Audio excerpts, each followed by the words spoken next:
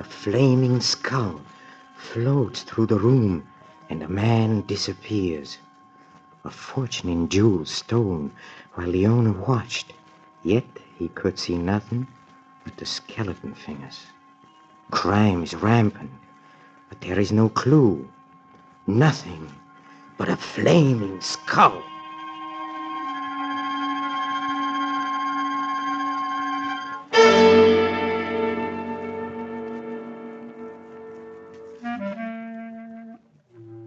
Hello, creeps.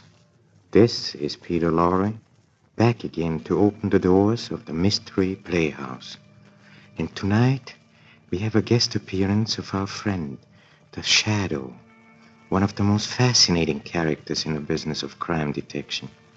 He's the man who is always getting shot in his invisibility.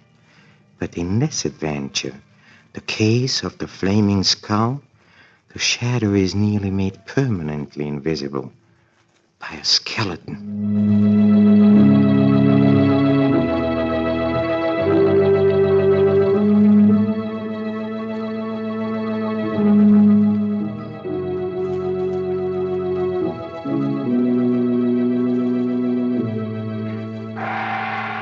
Who knows what evil lurks in the hearts of men? The Shadow knows.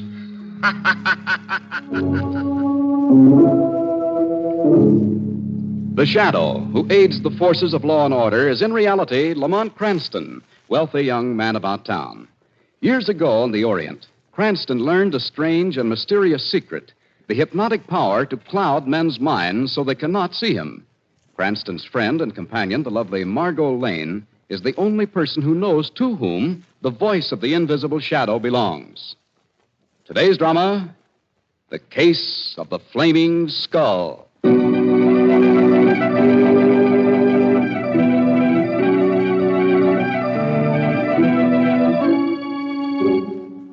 A late afternoon thunderstorm breaks over the city. As people run for cover, two men collide as they dash into a small doorway. Oh, sorry. Oh, that's all right. Cranston. Lamont Cranston. Why, it's Steve Crane. Hello, Steve. Lamont, if this isn't the weirdest coincidence. Haven't seen you for ages, Steve. How's the promising young chemist? Lamont, listen. Last I heard, you had a swell job doing research for the Guild Yes, Labs. Still with them? Yes, Lamont. Married? Yes. Lamont, listen to me. You won't believe it, but I was on my way over to see you. Lamont, I'm in a jam. What's the matter, Steve? I've been walking around all day. I've been going out of my mind. Then I remembered that you used to study occult science and all that, and... What kind of a jam needs occult scientists? Lamont, please don't laugh at me, but... I'm going to die. We all are, sooner or later. But we don't all get special announcements. What? You did? Yes. When? How? It was last night. I haven't been sleeping well lately. I've been nervous and high-strung. Been working pretty hard in a new thorium synthesis. Yes? About 2 o'clock this morning, I got up for a drink of water. I went into the bathroom, turned on the faucet, and then... Go on. I saw a flaming skull staring at me. You what? In the darkness, I saw a hideous flaming skull grinning at me, pale and flickering, burning a dull green in the blackness. Yes? It was a terrible shock. I suppose I must have passed out.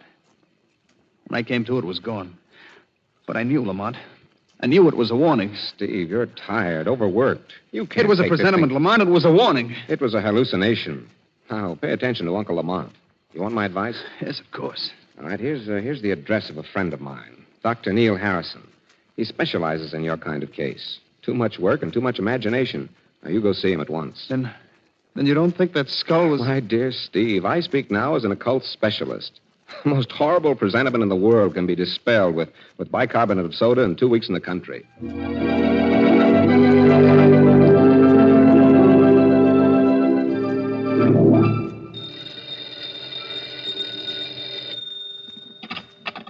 Hello. Is this Mr. Cranston? Yes. This is Helen Grant, Steve's wife. Oh, yes, Mrs. Grant. Oh, Mr. Cranston, can you come over to our house right away? Come over to you. Well, what time is it, Mrs. Grant? Oh, it's 5 o'clock, almost dawn. I know it's an unusual request, Mr. Cranston. Well, anything wrong? Yes. With Steve? Yes. What's happened? He's been kidnapped.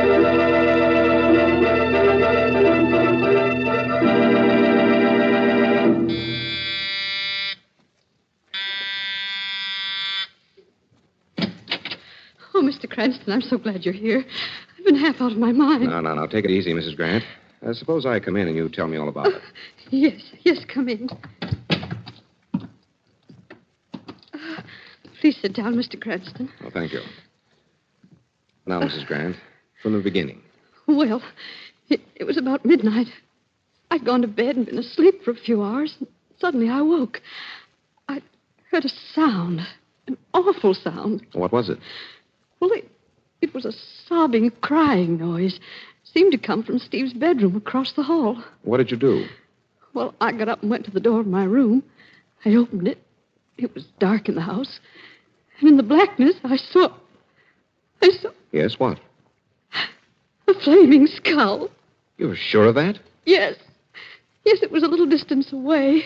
It was coming out of Steve's room, floating in the air. It burned with a green, flickering flame. It was ghastly. What did you do? I screamed. Then I fainted. When I came to, it was gone. I rushed into Steve's room to tell him, and Steve was gone, too. I see. All his clothes were in his room. Everything. He hadn't packed and left. It's obvious he was taken away. Taken by that horrible skull. I didn't know what to do. But last I remembered, he'd said something about you being an expert in the occult and weird things. So I called you. Well, I'm glad you did, Mrs. Grant. But what are we going to do, Mr. Cranston? No. Don't worry. We're going to find Steve.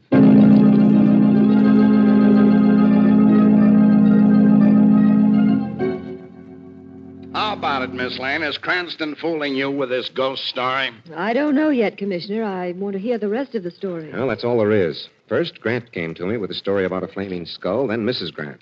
Was it kidnapping, Lamont? Well, perhaps. I checked Steve's room. All his clothes were there, his shoes, everything. What is that supposed to prove? Well, his identification papers were there. Licenses, checkbooks, everything. It doesn't prove much, except that Grant didn't walk out of the house voluntarily. A man might cook up an ingenious plan like this to leave his wife, but he doesn't leave all of his money, papers, and important documents behind. Yeah, that's right. How about the sobbing, crying noise Mrs. Grant heard? Well, I couldn't find anything to account for that. So we're left with exactly this. A guy disappears, and he and his wife tell a crazy yarn about flaming skulls, and we're supposed to believe that said skull kidnapped the man. That explanation will do until a better one comes along, Commissioner. Got a better one? Sure, I got a better one. The obvious one. Grant and his wife cooked up the story to beat the insurance company. He isn't insured. Then he's trying to get publicity for some crazy invention he made. He was a research chemist working for the Guild Labs. He made no invention, and if he did, it would belong to the Guild company and not to him. I don't believe you or Grant or his wife, and I don't believe in flaming skulls either. You can chew on that for a while. Weston. Yeah. What? Say that again. Well, I'll be... Okay, coming right over. What is it, Commissioner? You look startled, to say the least. That phone call has just dropped a bomb in my lap, Miss Lane. Now, let's have the explosion. Adam Edwards, the broker, has just reported a burglar in his home. $15,000 in cash was stolen. Why, Commissioner, a $15,000 robbery is no explosion. Yeah? Well, maybe you'll get a bang out of this. The dough was stolen by a flaming skull.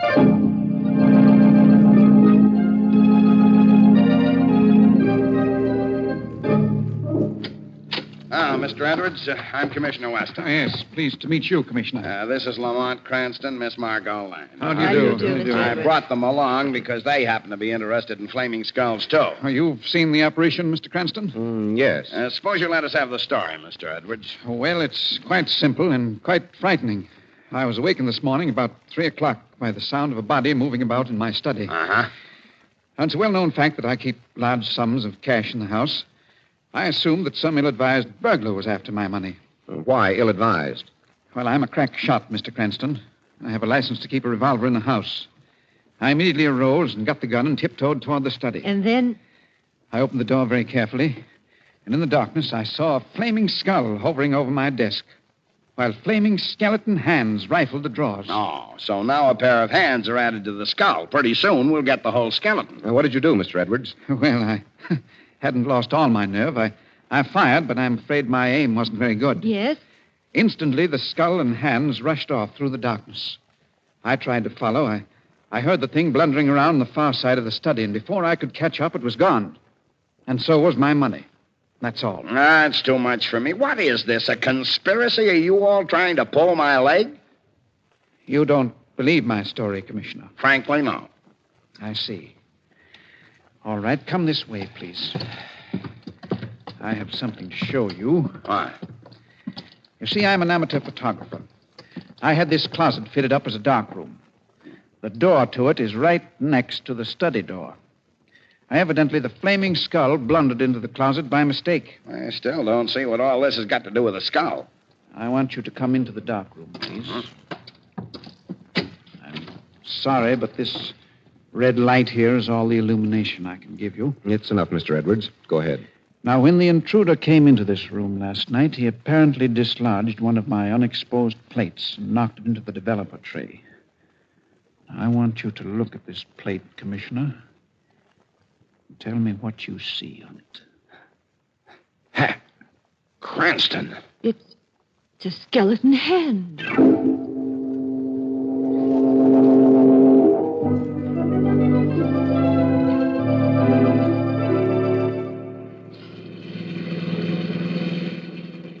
Well, this is a fine thing, Mr. Cranston. A fine thing indeed. What's eating you, Margot? What's eating me? It's a question I've been wanting to ask you. You sit around like a bump on a log all day. I was thinking. No, worrying about the flaming skull. Suddenly, at 7 o'clock tonight, you announce we're going for a drive. Where? To visit a friend. Why? To pick up a clue on this case. Who's the friend? Dr. Neil Harrison. I sent Steve Grant to see him yesterday afternoon. It's just possible that Steve might have said something to Dr. Harrison that would give us a clue. Then all that worrying, thinking this afternoon didn't help? No inspiration? It certainly did help, Margot, but right now the fire of inspiration needs a little more coal. To be shoveled on by Lamont Cranston Stoker. No. Lamont Cranston, Shadow.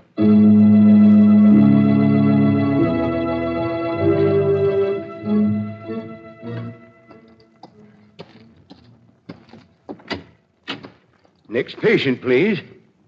Yeah, that's odd. Waiting room's empty. I could have sworn I heard a patient come in. Who's that? Your patient, Dr. Harrison. Patient? Where? An invisible patient, Doctor. Why, this is absurd. It's some trick. Who are you? Men call me the Shadow. The Shadow? You have heard of the Shadow, Dr. Harrison. The Shadow seeks only one thing. The truth. The truth about what? The truth about all things. The truth about Steve Grant. Grant? Oh, yes. He came to you yesterday? Yes, Lamont Cranston sent him. You treated him? No, I did not. Why not? The truth, Dr. Harrison. Yes, I'll tell the truth. I could not treat him. He was... Dr. Harrison! He's dead. Shot by somebody from outside that window.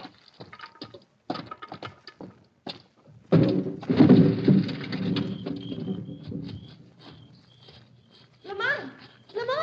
Where are you, Lamont? Right here, Margot. I heard shots while I was waiting in the car. Someone fired through the window while the Shadow was questioning Dr. Harrison. The doctor's dead.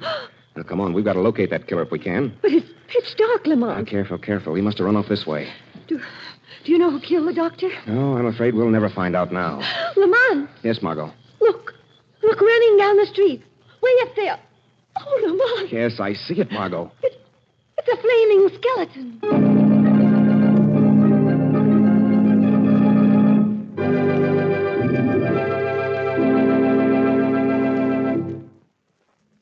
Oh, yes, the Shadow will be back in just a moment.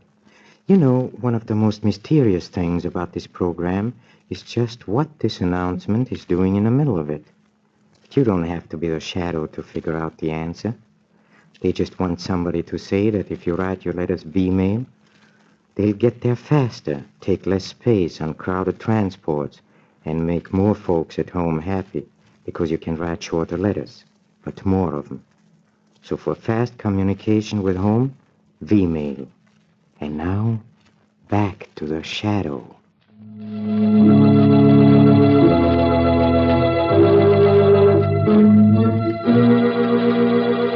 Oh, why did I ever meet you, Cranston? Why did I ever lay eyes on you? Commissioner, you're not blaming Lamont for the flaming skull. Flaming skeleton now, Margot. No, I'm just complaining that he gets me mixed up in the screwiest crime. Well, there's nothing screwy about this. Harrison was killed by a .38 caliber slug fired through that window.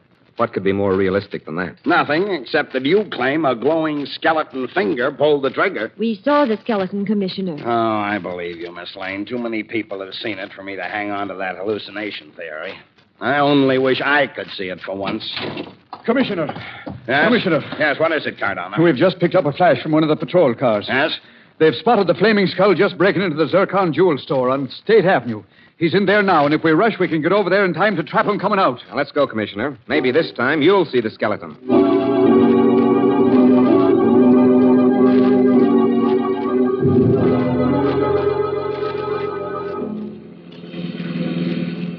Where is this Zircon Jewel store? How much further, Cardona? Just around the next corner, Commissioner. I only hope we're there in time. Yes, I wouldn't want the Commissioner to lose the pleasure of meeting Mr. Skeleton. All right. Stop here, Cardona. We'll walk the rest of the way. Yes, sir. I can see the police patrol car up ahead. Then Mr. Skeleton must still be inside the store. Come on. And remember, let's keep quiet. This is our big chance. Commissioner! What in blazes are those maniacs? Hey, look, he's coming out. It's the Flaming Skeleton, Commissioner. Hey, come on, let's go. Get hold of him, you men. Don't let him get away. Ah, they're shooting wild, Commissioner. Well, I can't blame them. Saints alive, but that's a nasty thing to see in the dark. He's getting away. Faster. Oh, it's no use, Commissioner. We'll never get him. No one will ever get him. Don't turn superstitious on me, Cardona. Cardona's right, Commissioner. The skeleton's vanished.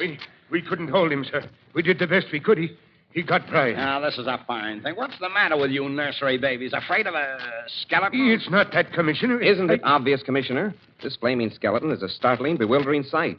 The shock of seeing it checks everyone just long enough to give the skeleton a few seconds leeway for escape. That's it, Mr. Krantz. Okay. Let's get back to the Zircon store and see how much Mr. Skeleton got away with this time. Now, wait. What now? Apparently, our thief didn't get away with all he took. Huh? Look on the ground here. Well, Lamont, 3 little jewels. I got him. Holy smoke. They're diamonds. Diamonds, that color? Yes, Commissioner. They've turned blood red.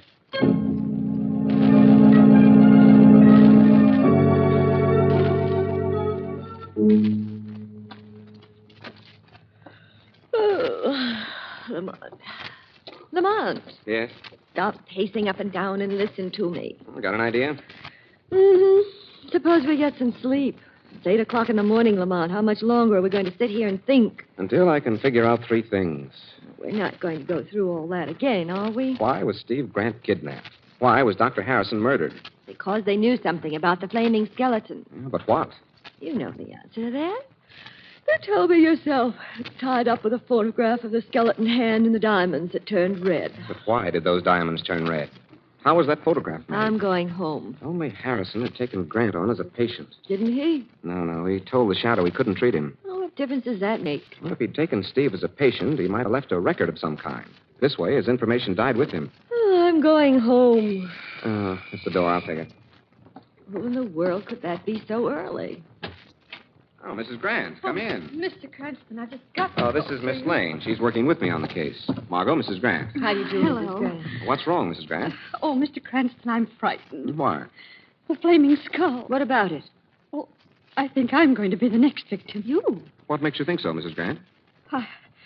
I've had warnings. You've seen the skull? No, but I've seen the warnings. Mr. Cranston, since the night that Steve was taken, my whole house has been glowing. How do you mean that? Oh, when I put the lights out, objects flame up and glow with a weird green color. Steve's watch and the money on his desk, spoons, silver, many things. Golly. Then last night I decided I'd sleep in Steve's room. I thought if the flaming skull came back, I'd be waiting. Did you see it? Did it come back? Well, I didn't see it, but I know it was in the room. How do you know? Look at my arms. Oh, golly, they're covered with burns. Burns. Look, Lamont. It's as though a skeleton hand had clutched Mrs. Grant, or the hand of some mythological god like Thor. What? I said like... Yeah, you said Thor. Yes. Thor, what an idiot I've been. Steve practically told me the answer to this case when I first met him. Oh, what do you mean, Lamont? I mean I know all about the flaming skeleton. Come on, Mrs. Grant. We're going to police headquarters.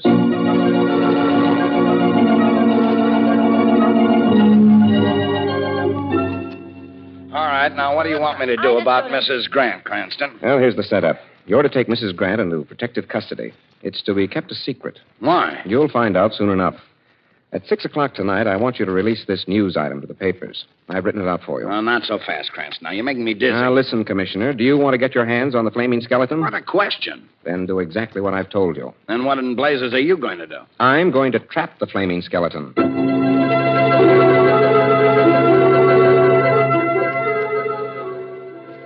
now for a resume of the earlier broadcast. In an attempt to protect the wife of Steve Grant, the police have taken Mrs. Grant into protective custody. She's being held under close guard at the old mansion house outside the city. There, in a lonely building, set in lonely fields, the widow of Steve Turn it Grant... off, Margot. Oh, that's fine. What time is it? 8 o'clock. Then Mr. Skeleton's known the news for 2 hours. He'll be here soon. Here at the mansion house? Right. Under the misapprehension that Mrs. Grant is here, too. But he's only going to find just us folks, just the two of us. The 3 of us, Margot. You're forgetting the shadow. Oh, say, shouldn't you be the shadow now? Suppose our flaming skeleton walks in unexpectedly. He can't. We'll have plenty of warning of his coming. I've run a circuit of electricity in a circle around the field surrounding this house. But how will that warn us? Well, there are 4 concentric rings circling this house, Margot. Each is made of a single wire carrying enough current to signal when Mr. Skeleton steps over it. We'll hear the signals on this electroscope connected with the circuits. But wouldn't any person crossing those circuits cause the signal to sound? Not any person, Margot. Just Mr. Skeleton. Why? Because of the peculiar constitution of his body, you see. Hold it. That's the electroscope. Mr. Skeleton? Yes, he's inside the outermost circuit. He's inside the second circuit. He's inside the third. You know what to do? Yes, I'm supposed to put out the lights and hide in the closet alongside the switch. Right. When Mr. Skeleton gets into this room, the electroscope signals will reach a peak and then cut off automatically. Then I'm supposed to switch on the lights again. Oh, he's inside the 4th circuit. Get moving, Margot. Lamont, Don't argue. This man is dynamite. Put out the lights. Right. I'll get in the closet. Stand by.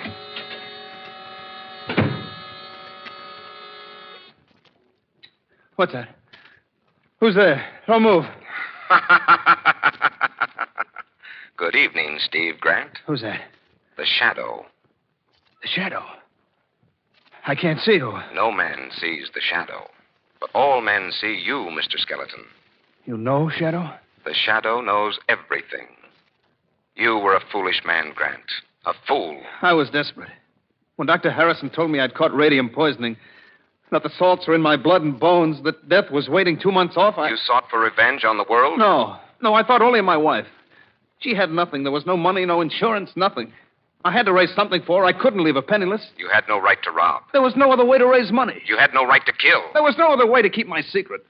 I couldn't let her discover her husband was a thief.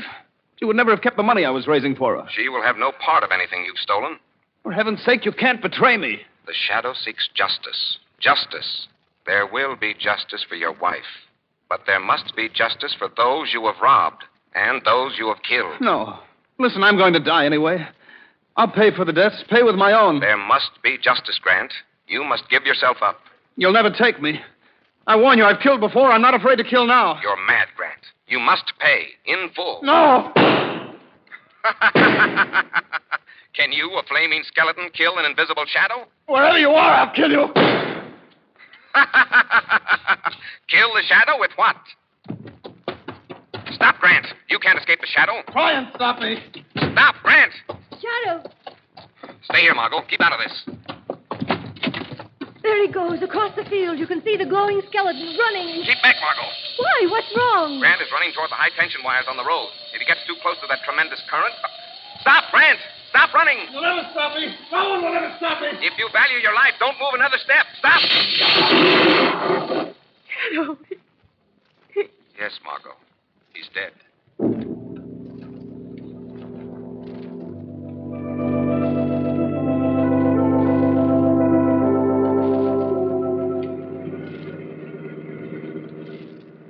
Well, let's get back to town and notify Commissioner Weston, Margot. Oh, Lamont, it was awful to be electrocuted that way. Perhaps it's just as well, Margot. Fate simply anticipated the state executioner. Lamont, I can't understand it. What happened to Grant? He was experimenting on radium salt called thorium. Oh, that's why the mention of the god Thor put you on the right track. Yes, Margot. Grant apparently became infected with enough radium salt to poison him. When he first saw the flaming skull grinning at him, it was his own face he saw in the bathroom mirror. Dr. Harrison must have explained the truth to Grant. Grant turned desperate and tried to raise money to leave his wife. And he killed Dr. Harrison before the doctor could tell the police the truth about the flaming skeleton. Yes, but I should have realized the truth sooner. Naturally, radium emanations are the only thing that can make a man's bones shine in the dark. Radium explains how Edwards' photographic plate was exposed. Radium accounts for the diamonds that turned color. Radium emanations change the color of precious stones. So when you had that news broadcast made about his wife being at Mansion House, you knew that it would trap him. Well, of course, his only thought was for his wife. That's the explanation of the sound she heard that night he vanished. She heard poor Steve crying hysterically. When she got up and opened the door, she didn't see a skeleton kidnapping Steve. She saw poor Steve leaving. Not poor Steve. Poor Mrs. Grant. Don't worry about her, Margot. The shadow may be just, but he's also merciful. The shadow was going to temper his justice with mercy? Yes, and the name of that mercy is Cranston's bankroll.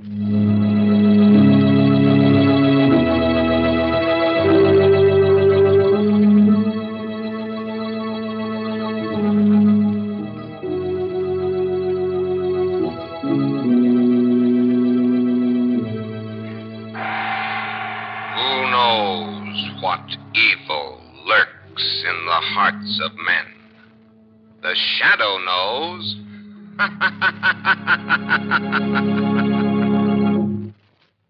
Hey, careful with that laugh, Shadow. Careful. You might scare somebody. But quickly now. Let's go to the green room for a preview of our next production in a mystery playhouse. Follow me. Come. Come. Well, Doctor, what did you find out? Several interesting things. Here in town and at the cottage. I'm sure the girl's all right. Quite pretty, too, eh? Well, cheer up. The mystery started before her time. Your pretty little miss and her ailing father have been living at the cottage just 10 days. The girl's name is Felice Marchot. She and her father are refugees. But long before that, Mr. and Mrs. Turner lived there. Oh, yes? They kept to themselves a great deal. I see. Mrs. Turner, it seems, was not an American like her husband. She was dark, exotic-looking, rather Asiatic, but certainly attractive. How long ago was this? 4 months ago. Well, then what had they to do with it? Now, be patient. One day the Turners left and never came back. The cottage was then occupied by new tenants, but they soon vacated. Why? They claimed the cottage was haunted. Haunted? Yes. Does Felice say the cottage is haunted? No, but of course she's only been there a short time. But to get back to the Turners, it seems they left very early in the morning. Yes. Nobody actually saw them go. Mr. Turner has been seen since, but I can't find anybody who has seen Mrs. Turner. Oh. I've even called Mrs. Turner's friends in New York, and no one has seen her. You mean that Mrs. Turner was not... Can't be. No? Well, the influence of anyone at the point of death, especially a violent death, upon their surroundings is very strong. You mean those cries I heard? Precisely. I'm afraid, my boy, that you, and only you, can solve the strange disappearance or murder of Mrs. Turner.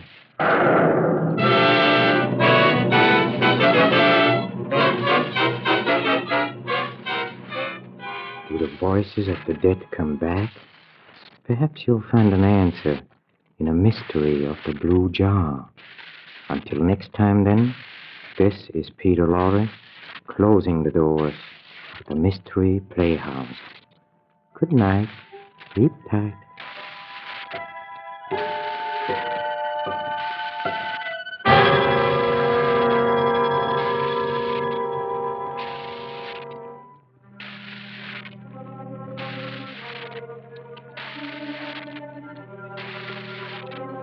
This is the Armed Forces Radio Service.